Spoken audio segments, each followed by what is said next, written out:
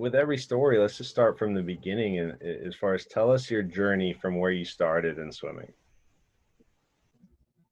Well, I started in swimming by not making the baseball team. So at 15 years old, I was going to be a baseball player. I was in uh, 10th grade and was planning on being a big baseball star in high school when I got to 10th grade. And I had all-star patches down my sleeves, and I was, I was a good baseball player. And went out for high school baseball in Miami. And as you can imagine, in Miami, there's lots of good baseball players. The Cuban community is amazing baseball players. I really didn't know that, but so when I went out for my team, and my high school was 70% Cuban, so it was a lot of Cuban athletes. I went up to the coach's door on Monday, and I thought I had a great tryout. They threw 5 pitches at us.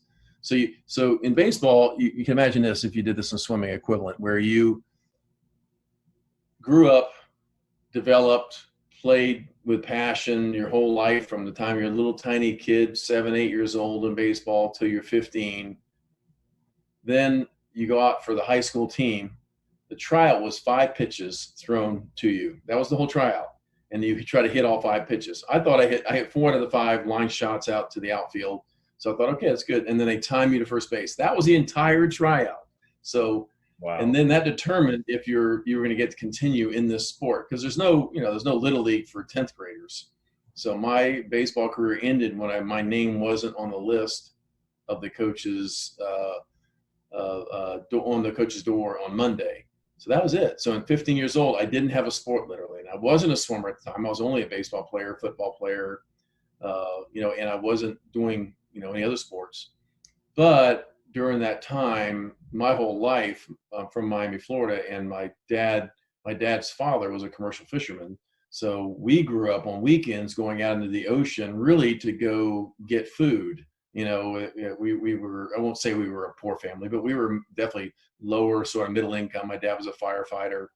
And so what we do on weekends is get in our little 18-foot boat. We go out to what we called the blue water, which was the Gulf Stream, and we would fish for hours and hours. Then after the fishing sort of got less than ideal, we would drive in and go spearfishing for the rest of the day.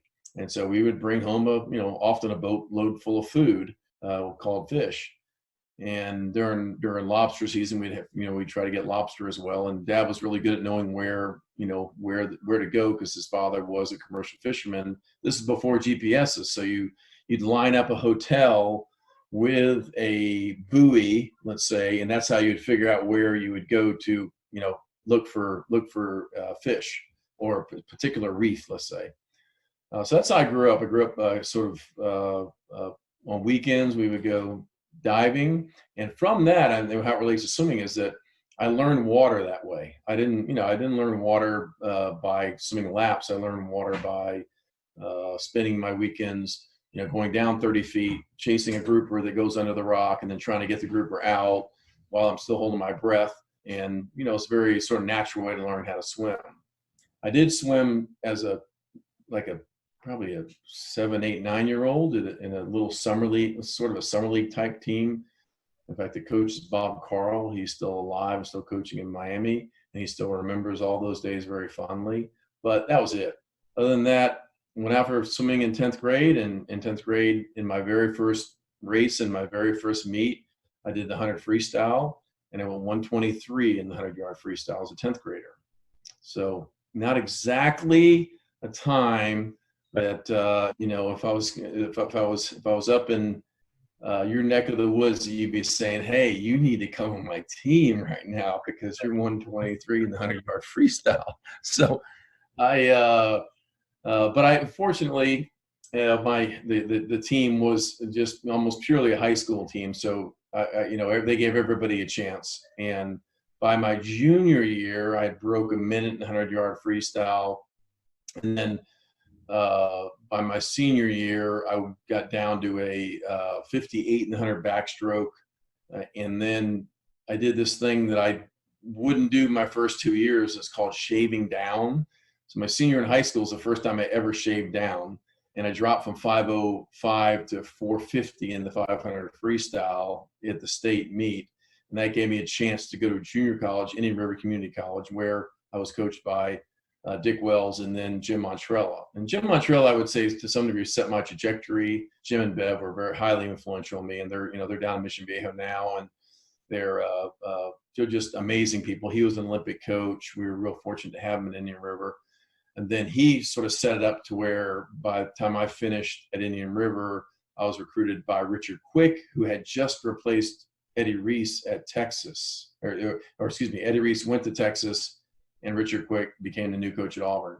So I was very fortunate as a 5,300-yard backstroker after junior college, which wasn't still that fast, to get a chance to be recruited by Richard Quick on the promise of Jim Montrella that this David Marsh guy was going to get a lot faster. And part of that's because I was about 6'3" and about 150 pounds. I mean, and so I didn't have any sort of muscle on me yet. And Jim Montrella definitely believed in me, and then Richard gave me a chance. And in that first year at Auburn, I went from being the 5th 100 backstroker to the first one, and ended up being a NCAA finalist in my first year at Auburn, where I dropped down to 50-point low. So I was